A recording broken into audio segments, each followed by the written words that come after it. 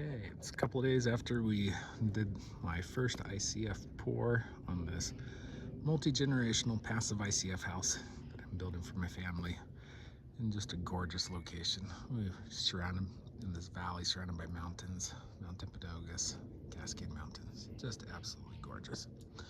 But thought it would be good to go ahead and do some of the lessons learned, especially for somebody who this is my first time stacking ICF block. This is my first time pouring ICF block. And so literally stacked every single one of those blocks that you see, in some cases a couple of times, except for one. So I had my daughter over and I said, hey, we need to get a picture of you stacking one of the blocks. So here's some of the lessons learned. One is we actually have T-walls. So because this room that you see down there, that's actually under the garage.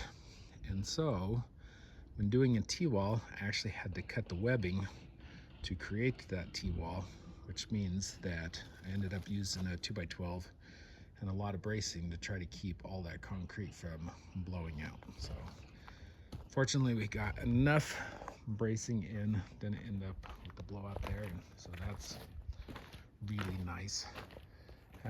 It was also exceptionally difficult to put the bracing in because, as you can see, we have just a lot of rock and it would just crumble, but it held up.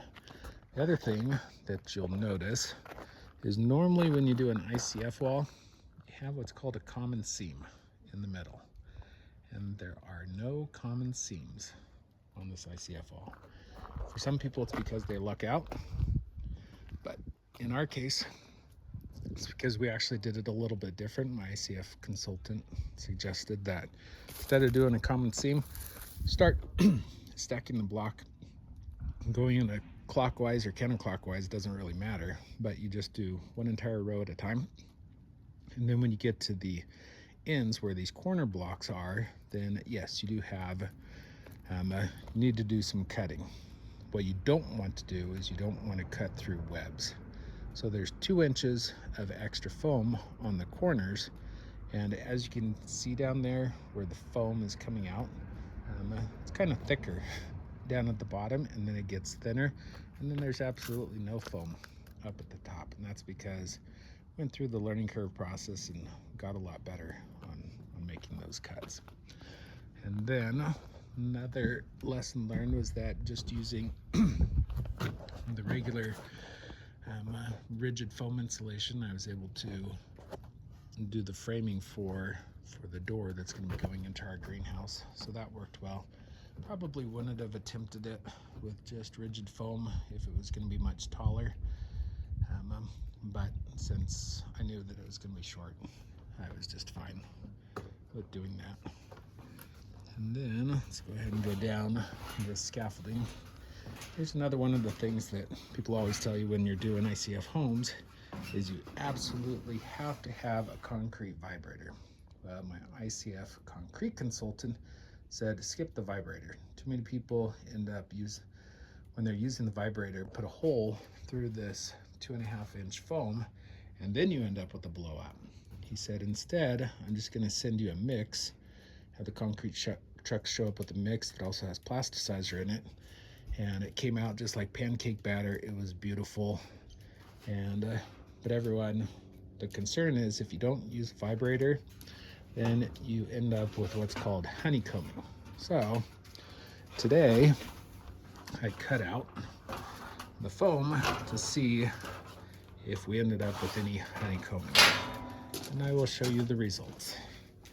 And the results are absolutely no honeycombing. Just beautiful. It'd be good to talk a little bit about the bracing. So because of this T-wall, we ended up putting in that aluminum metal corner bracing, and then about every 5 feet or so, we put in these stiff backs.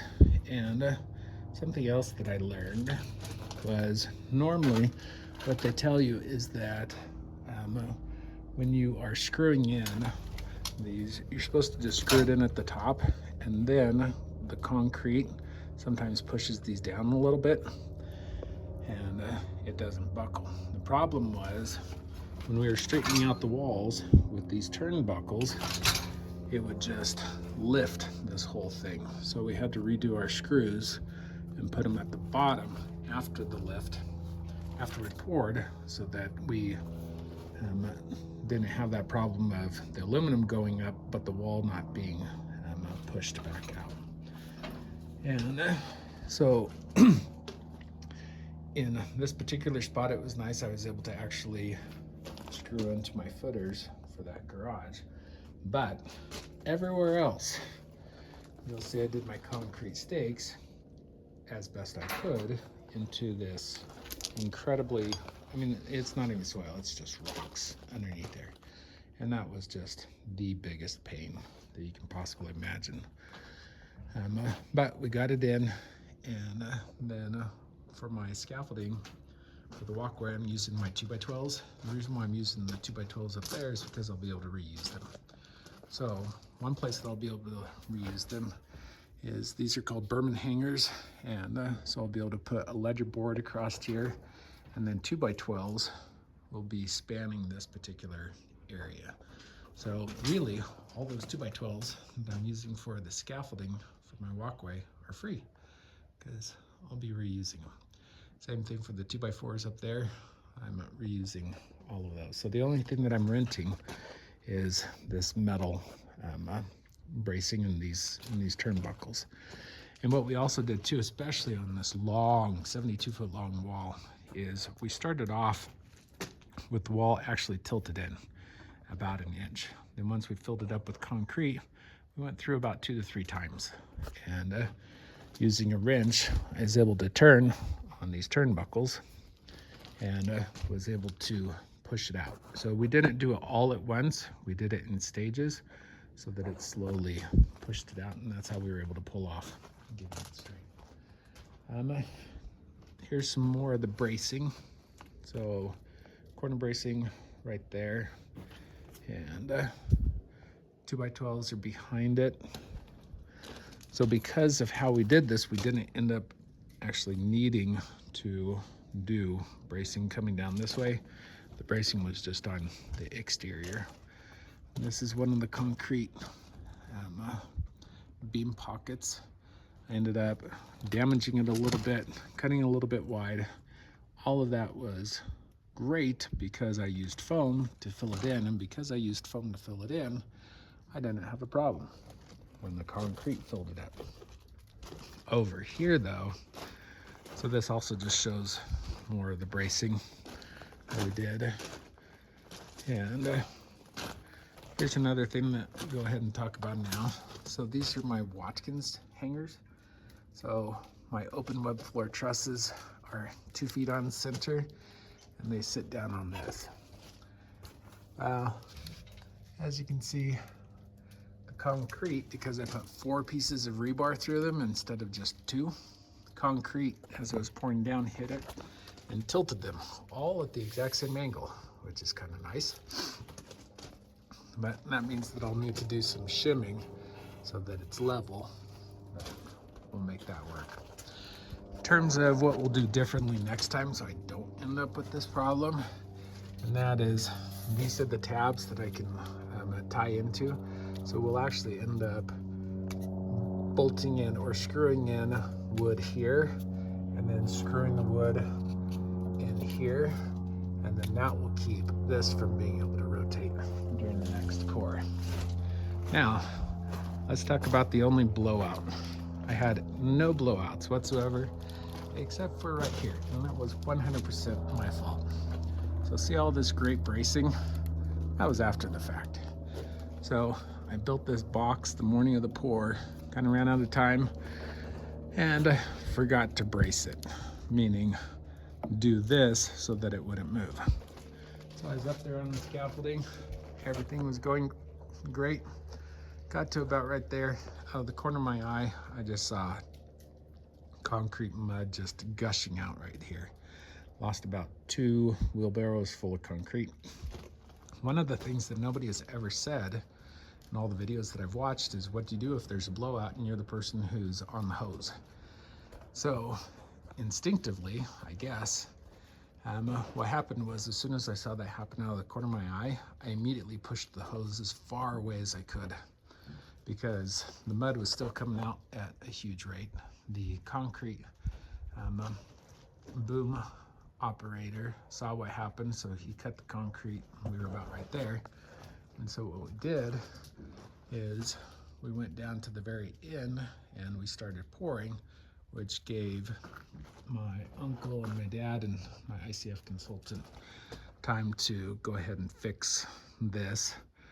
So that way, by the time we got done pouring the next lift, well, pouring the lift and got to this point, then they already had that all braced up and didn't have a problem at all. And then these are the J-bolts that I have for my rim boards on both ends. And then let's see what some other lessons learned are. I still haven't pulled off my forms and my footers yet.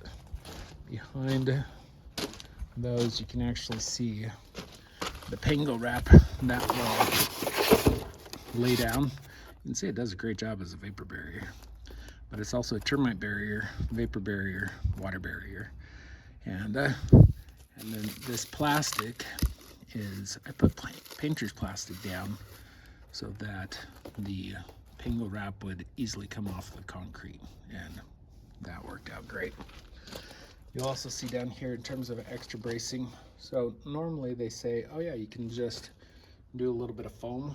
Well, I wanted to do belt and suspenders. I had the extra 2x4s. So I went ahead and concrete screwed them into the bottom, and then that way these foam blocks could not move once they got filled with concrete. So that was a good thing. Actually, let's take a look at this bracing that I did around the door. So here's the door that goes into the garage. And so down at the bottom, I put two 2x4s. And then this is a 2x12 that goes up the side. Made sure that it's resting on top. Only needed one 2x4 going down the middle, one vertically, and then also one horizontally. And then put in one additional one up top as well. And then that's what the bracing looks like inside the garage. What was nice is my ICF consultant suggested, instead of pounding those stakes into this gravel, because that's just a ton of extra gravel, so they would not have held at all. He said instead, just put 2x4s across between each footer, and then I'm able to actually screw into the 2x4s. I am so looking forward to actually having floors that I'm able to screw the bracing in from here on out, because yeah, doing this pounding stakes into rocks, some of which are the size of my head, not fun at all. Actually, we'll be able to go up here and I can show you. No, I actually do need to go around to show something else that we did that was a little bit different. So that's just some of the other bracing. But let's step out here. More of the J-bolts for the rim board, so that my OSB subfloor is able to rest on that and not have to pay for an additional open mud floor trusses, because those are not cheap. So here was something else that we did. So I did two different options, because as you can see, if you don't protect your blocks, then concrete is just spraying everywhere and it can end up getting in. So yes, it does come out kind of a pain. Might actually break some of the styrofoam little teeth, and if it does, I mean, I can fix that with foam, but it's better to just have it end up perfectly clean like this one. So why is that one clean and this one has some problems? Well, one, because I didn't have enough of this track. So but this track fits perfectly. Not only does it fit perfectly on the ICF blocks, but it also helps where you see the two ICF blocks come together like that. It keeps them nice and tight. So that's a nice benefit of using this tracking, the metal tracking, which is just what they use for construction when they're doing metal studs. So just buy some of that, it fits over the 2.5 inches perfectly. Well, I didn't have enough. So I got some painter's plastic, and we would staple it on, but as you can see, it wasn't stapled on perfectly. And so where it wasn't stapled on perfectly, then over there you can see we got some mud in. But, I mean, that just peels right off.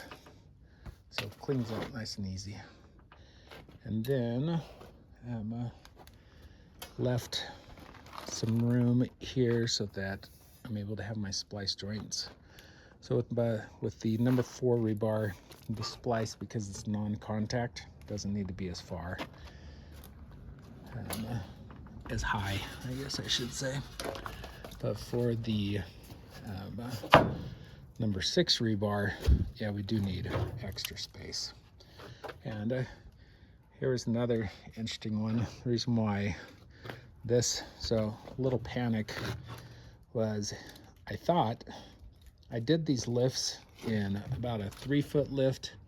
I wanted to do about a 3.5-foot lift for each time that I went around all of it.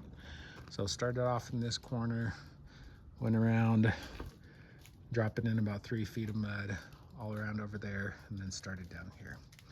Well, when we got to here, because of this T-wall, my uncle and my dad were down there, and they were pounding on the walls to let me know how high it was. It ended up, instead of moving through here and over there, it ended up just piling up right there till it was about at least 6 feet high. And when I looked down, I was expecting just 3 feet, and I saw mud at 6 feet. So I was a little bit worried that somehow it had gotten stuck. But we found out once we pushed some sticks down to try to dislodge whatever was blocking it, it wasn't blocking, it was just filled up with concrete.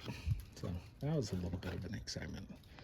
And then the other huge news is, normally when you do an ICF pour, everyone tells you you have to use a vibrator. If you don't use a vibrator, you'll end up with honeycombing. Honeycombing makes it so that the walls are just not as strong. So here is a picture of my brand new vibrator that has actually never gone into concrete. And it didn't go into concrete on this pour. And the reason why is because my ICF concrete specialist said, yeah, skip the vibrator, because too often people who are on the vibrator, I mean, you can see that foam is only 2.5 inches thick. This is pretty heavy and it's vibrating. If they put it in at the wrong angle, that pushes through. If it pushes through right here, you end up with a blowout.